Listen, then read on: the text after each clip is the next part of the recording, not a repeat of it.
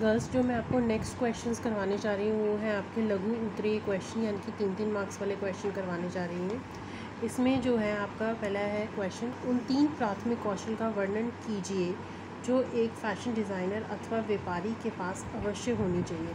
मतलब कि वो कौशल, मतलब कि वो क्वालिटीज़ जो कि एक फ़ैशन डिज़ाइनर के पास होनी चाहिए। ये देखिए, फ़ैशन डिज़ाइनर और कौशल, वो बताइए आवश्यक कौशल जो फ़ैशन डिज़ाइनर व व्यापारी में होनी चाहिए। वो है आपका पहला है पूर्वानुमान योग्यता, मतलब कि पूर्व अनुमान लगाना।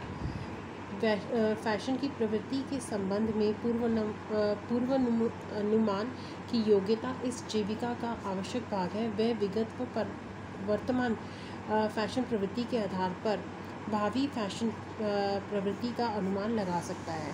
मतलब कि उसको जो है पूर्वानुमान लगाना बहुत ज़रूरी आना चाहिए कि क्या चल रहा है और क्या होगा। नेक्स्ट है विश्लेषणात्मक योग्यता, उसे संपूर्ण अर्थव्यवस्था की जानकारी होनी चाहिए।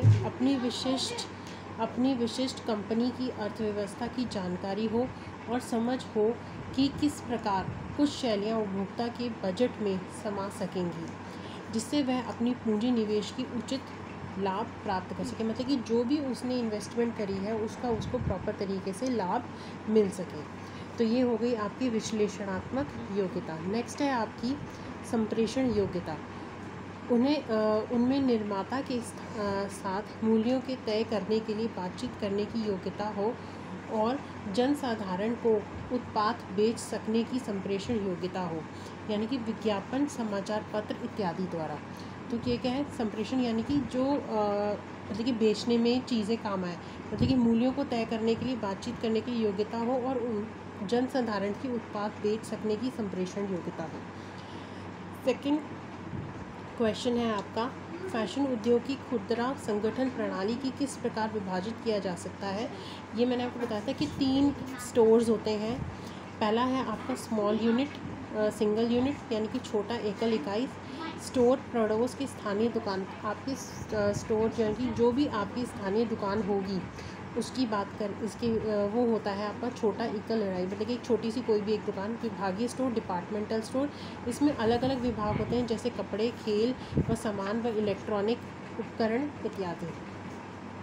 जैसे कि स्टोर श्रृंखला, चेन ऑफ स्टोर्स, एक ही ब्रांड व एक केंद्रीय प्रबंधन की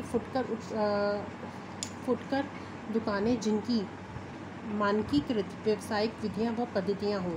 चेन ऑफ स्टोर जैसे कि आपका रिलायंस हो गया, डिपार्टमेंटल स्टोर जैसे कृष्णा डिपार्टमेंटल स्टोर हो गया आपका।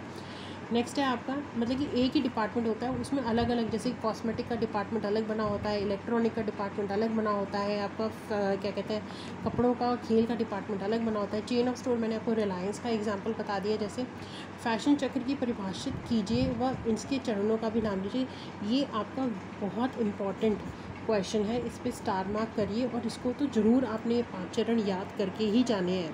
फैशन का समय के साथ बदलना फैशन चक्र के रूप में समझा जा सकता है। किसी भी फैशन का जीवन काल 5 चरणों में ऊंचा होता है। तो पहला है आपका शैली की प्रस्तुति।